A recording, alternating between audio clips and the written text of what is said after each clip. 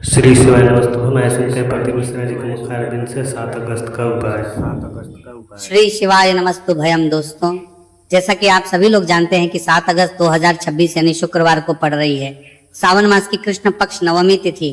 और दोस्तों, यह तिथि है जो सावन में पड़ने वाली सबसे बड़ी तिथि है, क्योंकि यह शुक्रवार के दिन पड़ रही है और इसका बहुत ही बड़ा और विशेष महत्व होता है। पूज्य गुरु जी ने कहा है कि अगर कभी भी मौका लग जाए और सावन मास की नवमी तिथि शुक्रवार को पड़ जाए तो आप लोगों को एक छुटकी काला तिल वाला उपाय तो अवश्य ही करना चाहिए। इन दोनों का संयोग बहुत कम आता है।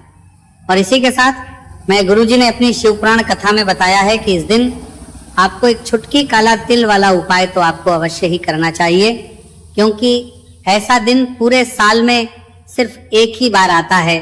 और दोस्तों, आप सभी लोग जानते हो कि शुक्रवार नवमी तिथि का अगर सबसे बड़ा कोई उपाय है तो एक छुटकी काला तिल वाला उपाय है। तो दोस्तों, शुक्रवार नवमी तिथि के दिन आप लोगों को इस एक छुटकी काला तिल वाला उपाय को जरूर करना है। बहुत सारे लोग होंगे जिन लोगों ने इस उपाय को ना किया हो, मतलब पूरा महीना निकल गया, उन्होंने किसी भी दिन इस एक छुटकी काला तिल वाला उपाय को ना किया हो। पर दोस्तों, आपके पास एक आखिरी मौका बचा हुआ है जो कि 7 अगस्त शुक्रवार नवमी तिथि के दिन है। तो इस दिन आप लोगों को इस वाले उपाय को जरूर कर लेना है। भले ही आपने पूरे महीने भर इस उपाय को ना किया हो, पर अगर आप इस सावन मास के शुक्रवार नवमी तिथि के दिन अगर इस वाले उपाय को कर लिया तो आपको इस उपाय को करने का वह फल मिलेगा जिसकी आपने कभी कल्पना भी नहीं करी होगी। इसीलिए आप लोग इस वाले उपाय को एक बार जरूर कर लेना है, ताकि आप लोगों के हाथ से ये मौका ना जा सके और आपको इस उपाय को करने का फल मिल सके। दोस्तों, यह उपाय पंडित जी ने अपनी अभी के ही श्री शिव महापुराण की कथा में बताया है, जिस उपाय को आज हम आपको बहुत अच्छे से समझाने वाले हैं। वीडियो को देखने के बाद इस उपाय को समझने के लिए आपको कोई और वीडियो को देखने की जरूरत नहीं पड़ेगी। तो चलिए दोस्तों, उपाय को शुरू करते हैं। देखिए, ये इस सावन मास के शुक्रवार नवमी तिथि के दिन ये इतना खास होता है, इतना महत्वपूर्ण होता है। देखा गया है कभी कभी बड़े बड़े पूजा पाठ अनुष्ठान से जो मनोकामना पूर्ण नहीं होते, वो सावन मास के शुक्रवार नवमी तिथि के दिन एक छोटे से उपाय करने से ही आपकी मनोकामना पूर्ण हो जाती है। और बहुत सारे लोगों ने इस उपाय को किया भी है और उनको इसको करने का फल भी जरूर मिला है। अगर आप लोग भी इस उपाय को करना चाहते हैं तो आप इस उपाय को पहले अच्छे से समझ लेना, सुन लेना, उसके बाद करना। आपको इस उपाय का फल जरूर मिलेगा। और इस उपाय को कर लेने से आपके घर में चाहे किसी भी प्रकार की दुहक और समस्या क्यों ना चले रही हो, आपको उसका कारण भी नहीं पता कि भाई यह समस्या किस कारण से चल रही है, उसका कुछ भी कारण हो सकता है, जैसे पितृदोष हो सकता है, किसी भी तरह का मंगल दोष भी हो सकता है। तो इस दिन आप लोगों को ये वाला उपाय कर लेना है। ये एक ऐसा उपाय है जिस उपाय को अगर किसी विशेष दिन पर किया जाए तो भाई उस विशेष दिन का जो है वो तो हमें मिलता ही मिलता है, पर हमने उस दिन पर इस उपाय को किया है तो हमें उससे भी बड़ा फल मिलता है, और फल बहुत जल्दी मिलता है, क्योंकि आप इस उपाय को बहुत ही बड़े और विशेष दिन पर कर रहे हो। तो चलिए अब उपाय के बारे में बात करते हैं। उससे पहले आप लोगों को यह जानना आवश्यक है कि आखिर ये उपाय किस समय करना है, किसको करना है और कैसे करना है। तो चलिए हम आगे आपको वीडियो में एक एक करके बता देते हैं। लेकिन उससे पहले अगर आप लोग हमारे चैनल पर पहली बार आए हैं या फिर मेरी आवाज आज पहली बार सुन रहे हैं तो हमारे चैनल को सब्सक्राइब जरूर कर लेना, और इस वीडियो को लाइक करके कमेंट बॉक्स में श्री शिवाय नमस्तुभ्यं ओम नमः शिवाय जरूर टाइप कर देना। तो दोस्तों, इस एक छुटकी काला तिल वाला उपाय को हमें इस शुक्रवार नवमी तिथि के दिन कैसे करना है, किसको करना है, किस समय करना है और कहां पर करना है, ये सारे सवालों के जवाब आपको इस वीडियो में मिल जाएंगे। और जो ये वीडियो देखेगा भाई, उसको एक छुटकी काला तिल वाला उपाय जरूर करना चाहिए, क्योंकि इस दिन एक छुटकी काला तिल का भी बहुत ही बड़ा और विशेष महत्व होता है। और जब बात आ जाए एक छुटकी काला तिल वाला उपाय की, तो ये सोने पर वाली बात हो जाती है और ये एक बहुत ही बड़ा उपाय हो जाता है इस शुक्रवार नवमी तिथि का तो। अब दोस्तों, इस एक छुटकी काला तिल वाला उपाय को आखिर करना किसको है, सबसे पहले हम लोग वो बात जान लेते हैं। तो देखो, घर की जो बड़ी माताएं बहनें होती हैं, उन माताओं बहनों में से कोई भी एक बड़ी माता बहन इस वाले उपाय को कर सकती है। और दोस्तों, अगर आप चाहें तो अपने घर में से सभी सदस्यों को भी इस उपाय को करवा सकते हैं। अगर किसी व्यक्ति की खुद की कोई मनोकामना है, खुद की कोई दुख और परेशानी है जो कि वो अपने लिए ही करना चाहता है, इस वाले उपाय को तो वो खुद अपने लिए भी कर सकता है। बाकी अगर कोई घर में से ऐसा है जो कि अपने पूरे घर परिवार की सुख और शांति के लिए यह वाला उपाय करना चाहता है, तो भाई वो भी कर सकता है, उसमें भी कोई दिक्कत वाली बात नहीं है। कहने का मतलब यह है कि इस उपाय को हर एक सदस्य भी कर सकता है और पूरे घर परिवार के सदस्य के लिए घर की बड़ी बहनों में से कोई एक माता बहन भी कर सकती है। माताएं बहनें अगर घर में उपस्थित ना हो या वह ये वाला उपाय ना कर पा रही हो, तो फिर घर का कोई बड़ा सदस्य भी इस एक छुटकी काला तिल वाला उपाय को कर सकता है, चाहे फिर वो पुरुष ही क्यों ना हो, उसमें कोई भी दिक्कत वाली बात नहीं है। अब दोस्तों, जो अगला प्रश्न निकल कर आता है वो ये आता है इस उपाय को लेकर कि आखिर इस उपाय को हमें किस समय करना है, सुबह के समय करना है कि शाम के समय करना है। तो देखो, इस वाले उपाय को आप लोग सुबह भी कर सकते हो और शाम के समय प्रदोष काल में भी कर सकते हो। अब अगर आप पूछो कि भाई सबसे उत्तम समय कौन सा रहेगा इस एक छुटकी काला तिल वाला उपाय को करने का, तो हम आपसे बस यही कहेंगे कि इस उपाय को आप सुबह के समय करेंगे तो ज्यादा बेहतर होगा। बाकी अगर प्रदोष काल शाम के समय भी करेंगे तो भी अच्छा होगा, उसमें कोई भी दिक्कत वाली बात नहीं है। तो अब दोस्तों, जो अगली सबसे बड़ी और महत्वपूर्ण बात आती है वो ये आती है कि सुबह अगर हम उपाय को करेंगे तो हमें कितने बजे से लेकर कितने बजे तक के बीच में करना है, और शाम के समय प्रदोष काल में करेंगे तो हमें कितने बजे से लेकर कितने बजे के बीच में करना है। तो देखो, सुबह जितनी जल्दी हो सके आप उपाय को करने की कोशिश करना। बाकी अगर किसी कारणवश लेट भी हो जाओ, थोड़ी देर भी हो जाए, तो 10 या 11 बजे तक भी आप उपाय कर लेना, पर 12 बजे से ज्यादा देरी ना हो, ठीक है, इस बात का ध्यान रखना। उसके बाद में दोस्तों, अगर के समय प्रदोष काल की बात करें, प्रदोष काल का जो समय है होता है वो शाम के 6 बजे से शुरू हो जाता है। मतलब शाम के 6 बजे से लेकर 7 बजे के बीच का जो समय होता है, ये समय प्रदोष काल का समय होता है। तो आप इस उपाय को 7 या 8 बजे के बीच में भी कर सकते हो। मतलब शाम के 6 बजे से रात 8 बजे के बीच में आप कभी भी इस वाले उपाय को कर सकते हो, उसमें कोई भी दिक्कत वाली बात नहीं है। देखिए, आज के इस पूरे वीडियो में हम आपको 3 चमत्कारिक उपाय बताने वाले हैं। ये तीनों ही उपाय बहुत खास और बहुत ही विशेष होने वाले हैं। तो चलिए दोस्तों, जान लेते हैं गुरुजी द्वारा बताए गए पहले उपाय के बारे में। देखिए, ये उपाय आपको अपने परिवार के लिए करना है। यदि आप चाहते हैं कि आपका परिवार का प्रत्येक सदस्य तरक्की करें, उन्हें हर कार्य में सफलता की प्राप्ति हो, तो आपको ये उपाय करना है। तो देखिए, इस उपाय को करने के लिए आपको एक आटे का दीपक लेना है। आपको अपने घर पर एक एक आटे का दीपक प्रकार से तैयार कर लेना है।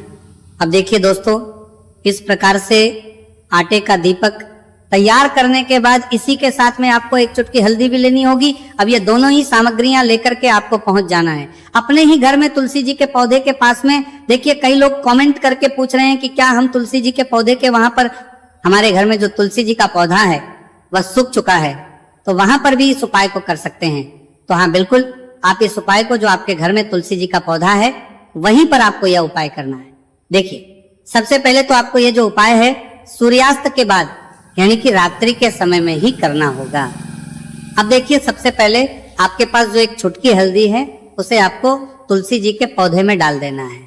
अब देखिए, आप जो एक आटे का दीपक लेकर के आए हैं, सबसे पहले तो आपको उसे तुलसी जी के पौधे के पास में रखना है, और तुलसी जी पौधे के पास में रखने के बाद इस दीपक में हमें शुद्ध घी का प्रयोग करना है, और इसी दीपक में हमें गोल रूप की बाती का प्रयोग करना है, क्योंकि ये जो दीपक है विशेषकर हम हरि विष्णु नारायण के नाम से लगा रहे हैं। अब इस दीपक को आपको प्रज्वलित कर देना है, और आपको भगवान विष्णु से, माता तुलसी से प्रार्थना करनी है कि हमारे घर में परिवार का प्रत्यक्ष सदस्य तरक्की करें, उसे अपने हर कार्य में सफलता की प्राप्ति हो, पूरा परिवार खुश रहे। हे भगवान नारायण, आप हमारे परिवार की रक्षा करना। अब देखिए, दीपक को प्रज्वलित करने के बाद आपको तुलसी जी के पौधे के नीचे यदि तुलसी जी का पत्ता गिरा हुआ पड़ा है तो उसे आपको उठा लेना है। आपको ध्यान रखना है, तुलसी जी के पौधे से पत्ता तोड़ना नहीं है, नीचे गिरा हुआ है तो उसे आपको उठा लेना है। अब देखिए, आपके घर में भगवान विष्णु की, भगवान श्री राम की, या फिर भगवान श्री कृष्ण की, यानी कि श्री विष्णु के किसी भी अवतार की प्रतिमा लगी हुई है, तो वहां पर आपको जाना है, और आपको थोड़ी सी चीनी या फिर मिश्री आपके घर में हो तो उनका भोग आपको भगवान विष्णु के सामने लगाना है, और जो आप तुलसी जी का पत्ता लेकर के आए हैं उसे भी आपको उसी भोग में डाल देना है। अब देखिए, थोड़ी सी देर इस भोग को वहीं पर रखे रहने देना है, और फिर इस भोग को आपको अपने घर के परिवार के प्रत्येक सदस्य को प्रसाद स्वरूप प्रदान करना है। यकीन, इस उपाय को करने से आपके परिवार का प्रत्येक सदस्य हमेशा तरक्की पर रहता है, और आपके परिवार में हमेशा खुशियां बनी रहती हैं। तो इस प्रकार से आपको पहला उपाय कर लेना है।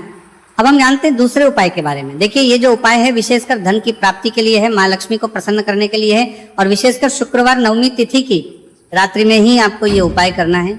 देखिए, सामने आपको एक दीपक दिखाया जा रहा है, तो आपको एक दीपक लेना है। दीपक आप मिट्टी का भी ले सकते हैं, आटे का भी ले सकते हैं।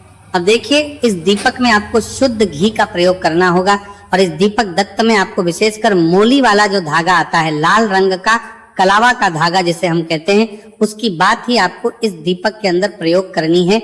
यानी कि लंबी बाती का आपको इस दीपक के अंदर प्रयोग करना है।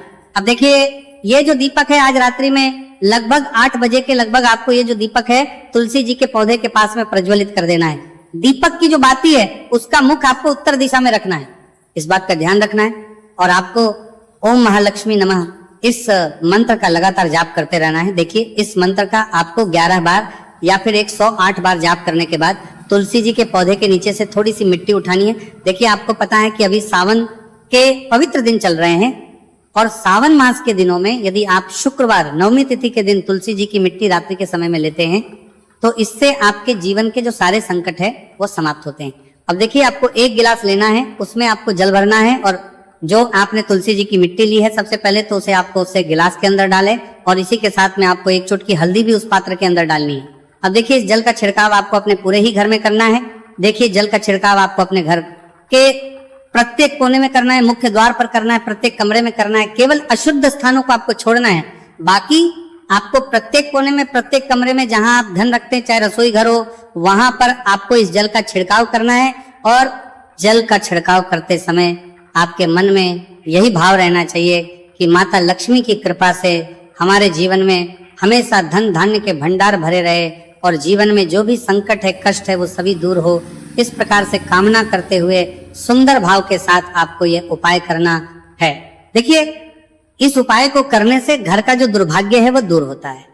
तो इसीलिए आपको शुक्रवार नवमी तिथि की दिव्य रात्रि में यह उपाय करना है। अब दोस्तों, हम बात कर लेते हैं तीसरे विशेष और अंतिम उपाय के बारे में। देखिए, इस उपाय के माध्यम से भगवान विष्णु और माता लक्ष्मी दोनों ही प्रसन्न होने वाले हैं। तो देखिए, इस उपाय को करने के लिए सबसे पहले तो आपको दीपक लेने हैं। दीपक आपको 2 लेने होंगे। आप चाहे तो दोनों ही दीपक मिट्टी के भी ले सकते हैं, दोनों ही दीपक शुद्ध आटा मचकर उनके भी तैयार कर सकते हैं। अब देखिए, दोनों ही दीपक के अंदर आपको शुद्ध घी का प्रयोग करना होगा।